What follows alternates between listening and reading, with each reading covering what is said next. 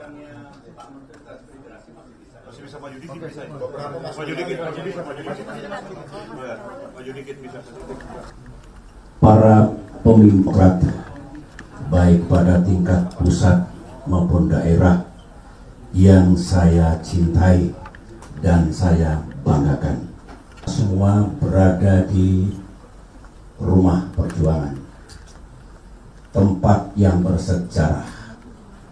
Terlebih dahulu saya ingin menjelaskan kepada para pemimpin dan kader utama Demokrat tentang tempat ini yang sekarang saudara-saudara berada di tempat ini karena ada nilai-nilai sejarah yang ingin saya sampaikan agar yang utama tentunya untuk negara dan rakyat, dan perjuangan besar lainnya baru partai. Country over party. Ini gini. Oleh karena itu saya minta kesabaran sebentar Pak Sekjen, Kang Hero dan teman-teman lain agar saya dengan santai menyampaikan tempat ini dalam konteks sejarah perjuangan partai, sebetulnya juga dalam konteks perjuangan kita untuk negeri tercinta.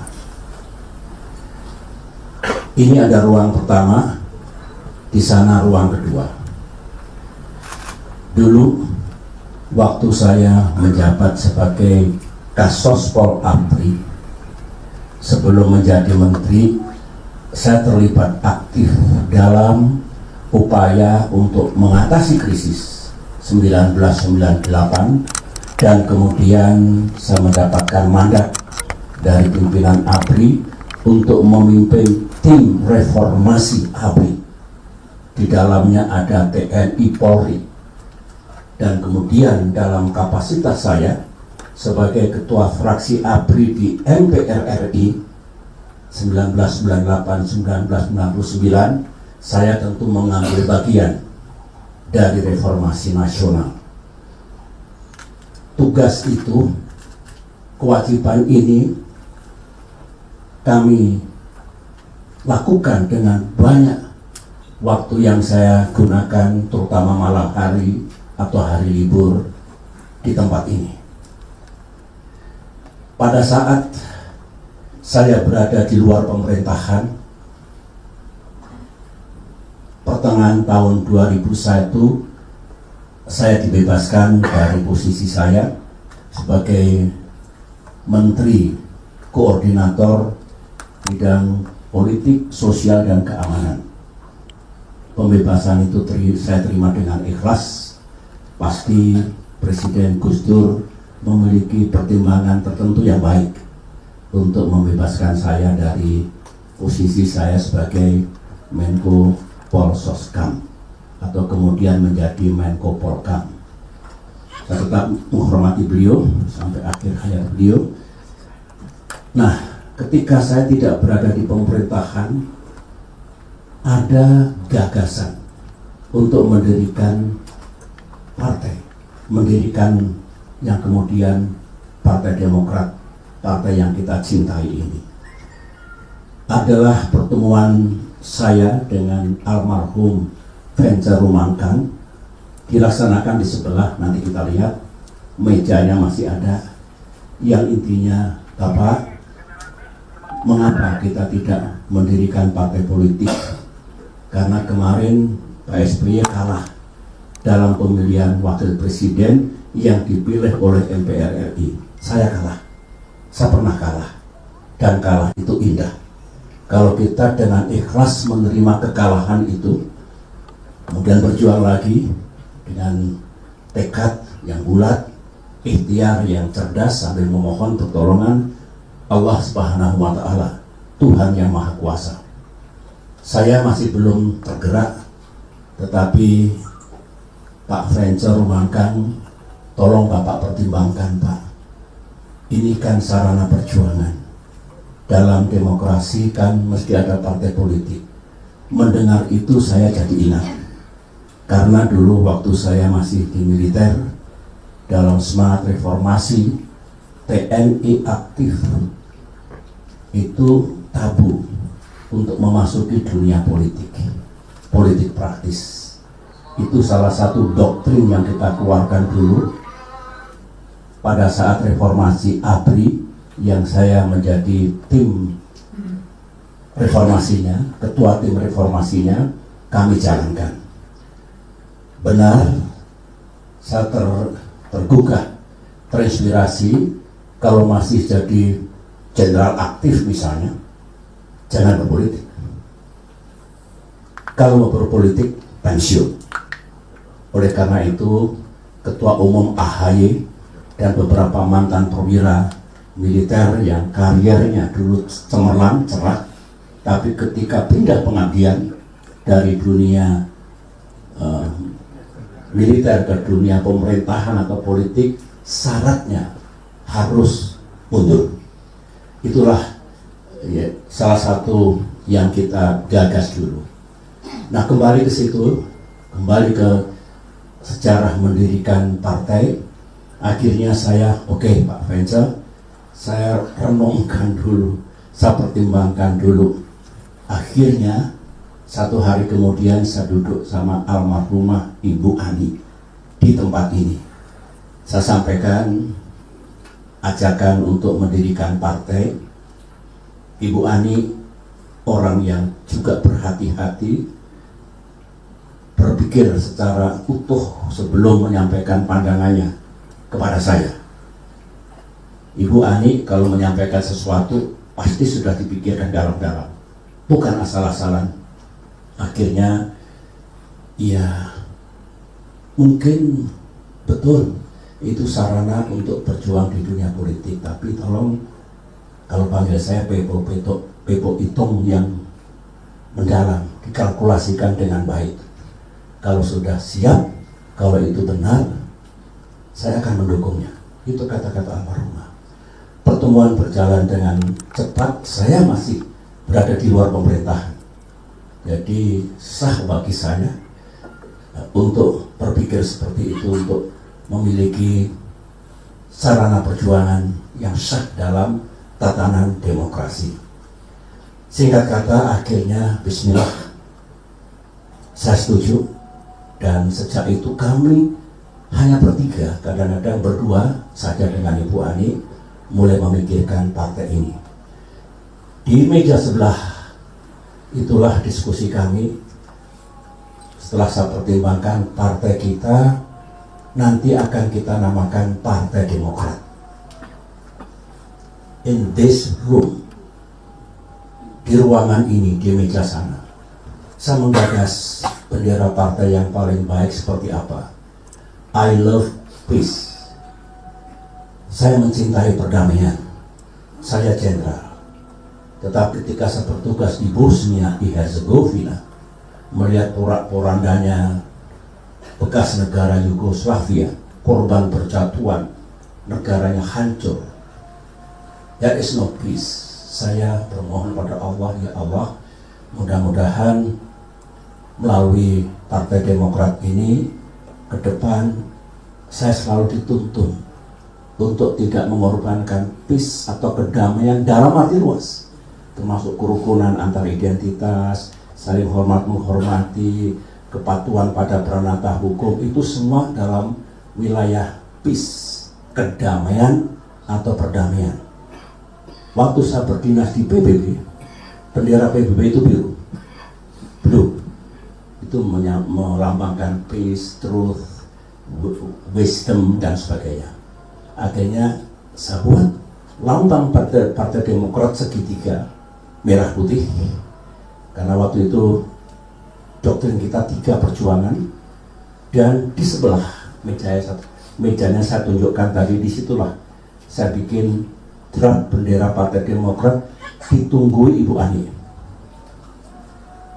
Berlanjut lagi, lambang partai sudah, nama partai sudah, lambang partai sudah, bendera partai sudah. Di sebelah tepatnya Taufikur Rahman itu, dulu ada keyboard. Saya juga musisi, ini saya belajar kembali main bass gitar. Setelah sekian puluh tahun tidak main, supaya ingat kembali, I am musician, I am songwriter. Saya ikut band dulu, masih muda sampai masuk akademi militer. Di situ ada keyboard. Saya susunlah, saya pikirkan Mars Partai Demokrat di ruangan ini, liriknya maupun nadanya. Bahkan untuk mencoba itu saya dengan almarhumah teman-teman mencoba di ruangan ini. Kita sudah punya Mars. Himne bukan saya. Himne dulu disusun oleh CSNS, dibuat oleh CSNS almarhum. Nah, masih satu lagi, yaitu partai itu punya manifesto politik. Partai Komunis ada Communist Manifesto. Di Inggris kalau dilihat Partai Labour ada Labour Manifesto. So itu seperti ya deklarasi, seperti falsafah, nilai-nilai, goal, platform itu dalam bingkai manifesto politik. Di ruangan ini saya buat pada tahun 2001. So almost everything yang alhamdulillah saya lakukan dibantu Venture Rumangkang dan terlebih-lebih almarhumah Ibu Ani, everything was done in this room. Begitu. Setelah selesai semuanya, tiba-tiba saya dipanggil ke pemerintahan oleh Presiden Megawati, kembali menjadi Menko Polkam. Rasanya tidak etis kalau saya dipanggil lagi, langsung bikin partai, langsung saya jadi ketua umum. Supaya paham. Oleh karena itulah ketua umum kita angkat Pak Subur Budi Santoso, mewakili saya, supaya ini dianggap nggak ada kaitannya sama SBY, nggak benar itu. Ibu Ani menjadi wakil ketua umum pertama bersama Venture Rumangkang. Itulah sejarahnya. Oke. Nah, dalam perjalanannya tentu tetap ada tantangan-tantangan. Partai baru tidak dilihat apa itu, gambarnya pun tiga berlian. Nah, itu Mercy nggak jelas itu. Tidak apa-apa, bismillah. Kita berjuang step by step, break by break. Awal tidak mudah, tidak ada yang melihat, tidak ada yang mau. Tapi sejarah menentukan, Tuhan Maha Besar dengan dukungan rakyat yang kuat. Singkat kata, Partai Demokrat berdiri, masuk 5 besar, dan subhanallah, alhamdulillah saya terpilih menjadi Presiden Republik Indonesia. Pada saat saya maju, ada yang mengatakan Pak SBY kan masih di pemerintahan kok maju. Wrong. Saya sudah di luar pemerintahan. Waktu kampanye Partai Demokrat pertama kali di Banyuwangi dan kemudian di Bali, saya sudah di luar pemerintahan. Jadi apalagi setelah maju jadi capres setelah pemilu legislatif, saya sudah di luar pemerintahan. Ini meluruskan sejarah yang dibengkokkan ke sana ke sini. Bismillah, saya dengan Ibu Ani kembali maju.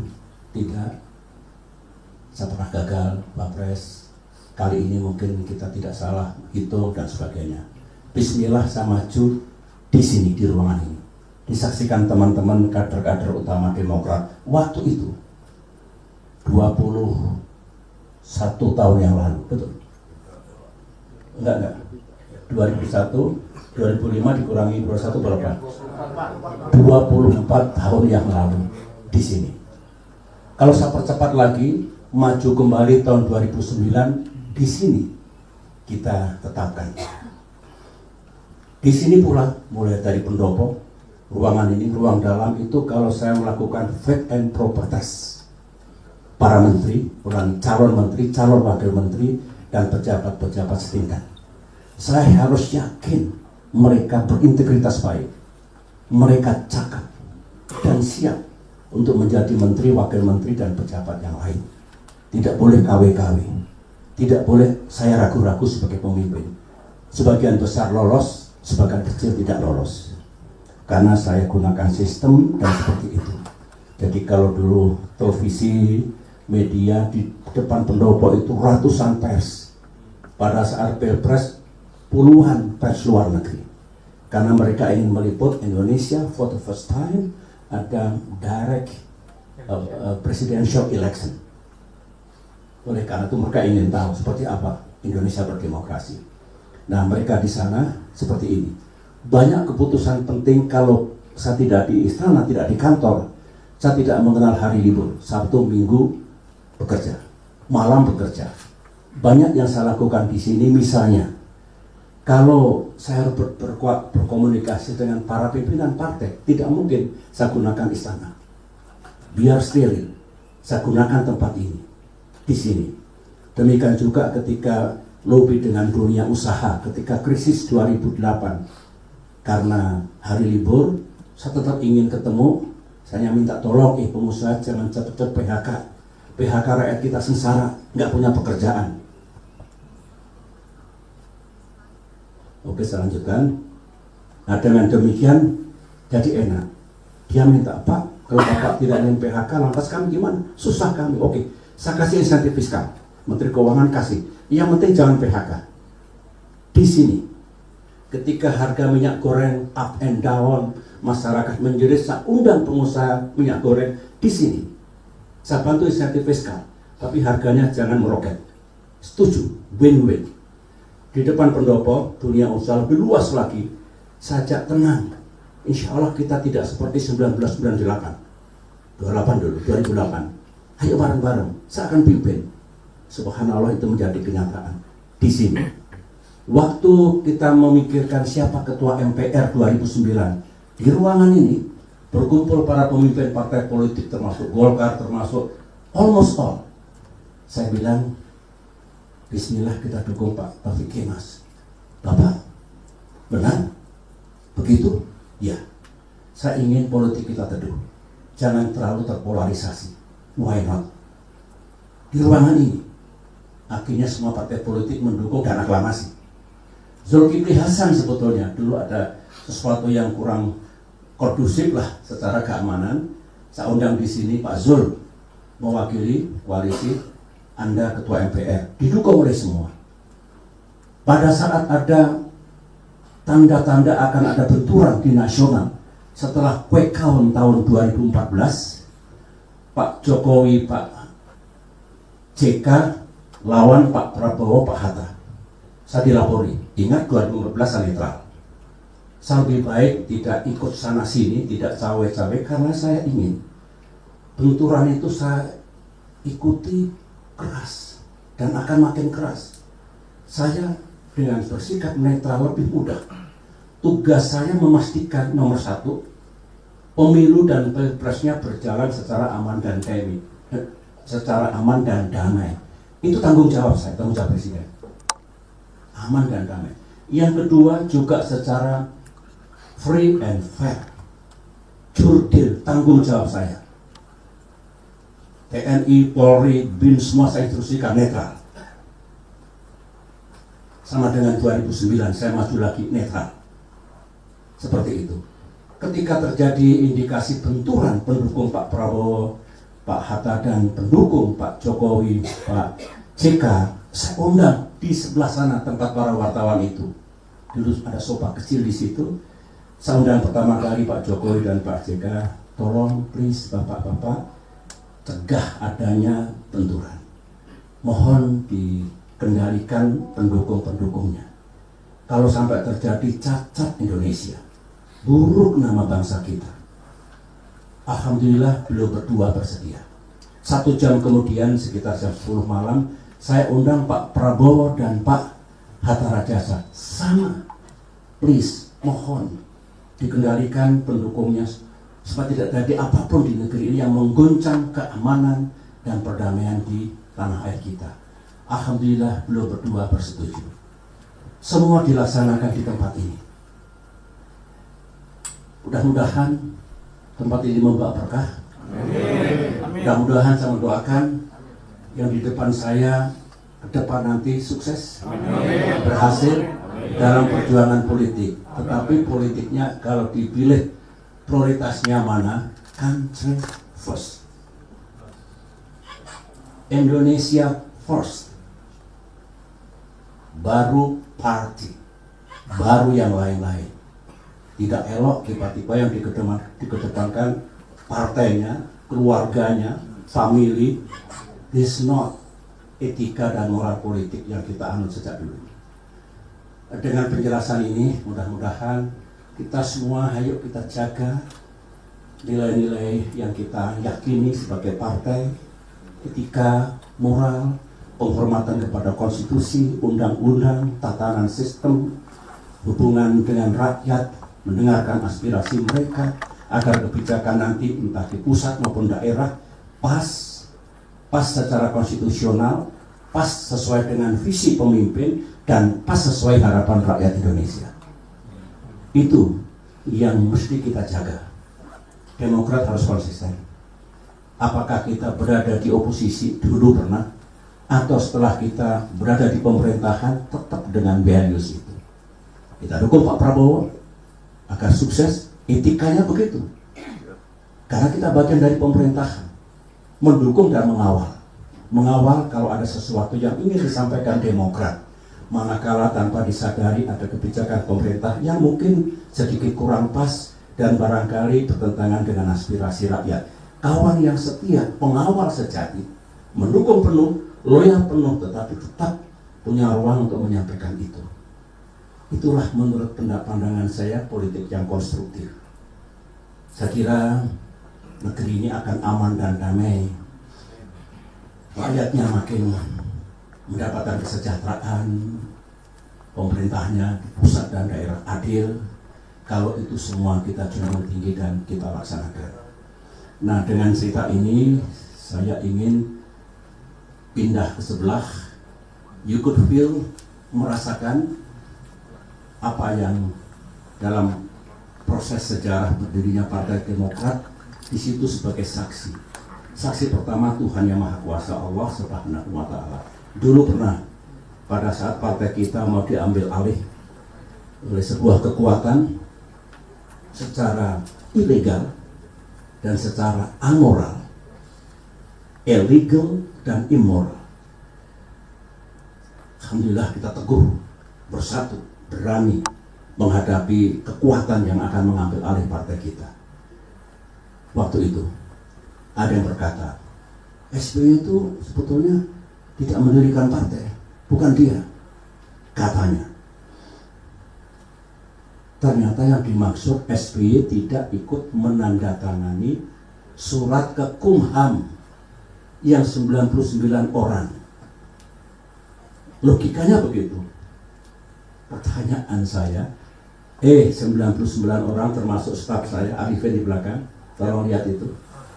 Ini staf saya sejak saya jadi menteri, ikut menandatangani. Ini yang disebut para pendiri masuk. Yang dianggap pendiri itu. Saya tanyakan, yang didaftarkan ke Kumham apa? Ya partai, Pak. Partai apa? Partai Demokrat, Pak. Lah siapa yang bikin Demokrat lahir dengan semua tadi? Oke. Selesai, jadi nggak usah ikut debat kusir yang nggak jelas begitu. Saya alhamdulillah ketemu di ruangan ini bisa menyaksikan. Sekarang tenang sambil berbelok ke sana. Oke, silakan. Ini Allah mendengarkan ucapan saya. Dulu tempat saya bekerja tidak mengenal waktu, malam hari, karena kegentingan negeri pada tahun 1998-1999. Disinilah naskah utama reformasi TNI. Di sini. Difungsi kita akhiri. Kekaryaan kita akhiri. Bisnis TNI yang keluar dari tatanan kita akhiri. Sistem hukum kita tata kembali. Mana yang mesti mau masuk hukum militer, mana yang masuk hukum sipil, dan banyak hal.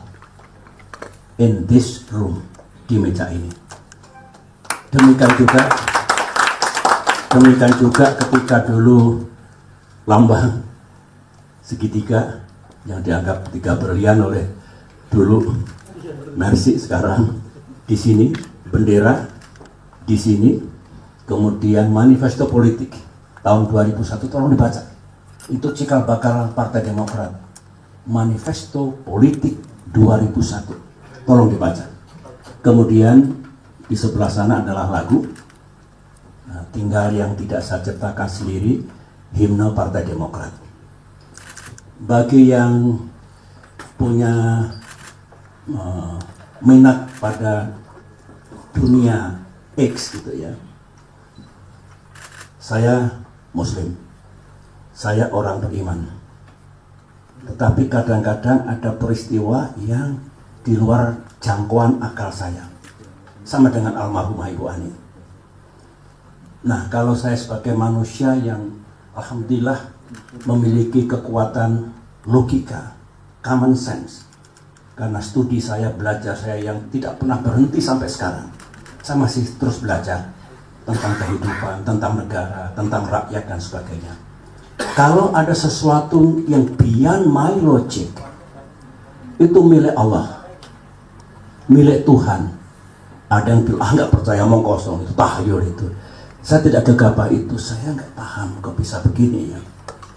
Saya daripada salah, kita serahkan pada Tuhan, pada Allah. Barangkali Tuhan hanya, kamu batasnya sampai di sini manusia. Yang ini milik kamu. Kamu kalau masuk ke situ malah cilaka dunia, malah cilaka kehidupan ini. Mungkin begitu. Nah, apa yang saya ceritakan ini sebetulnya waktu saya bangun, ini belum ada ruangan ini. Pertama kali. Setelah saya jadi menteri, saya tambah ruangan ini. Jadi ketika kemudian Partai Demokrat kita dirikan, sudah di sini, sudah ada ruang ini. Tapi sebelum ini berdiri, ini kan halaman belakang, bablas sampai sana. Ini ada cerita, ya supaya kita dari dunia yang realis sedikit masuk ke dunia yang spiritualis, gitu ya. Rumah ini tiba-tiba di belakang ini banyak ular, ular kobra kecil. Banyak, di depan juga ada, di sana juga ada. Jadi masih ada yang pramuwisma saya yang masih bersama saya sejak itu.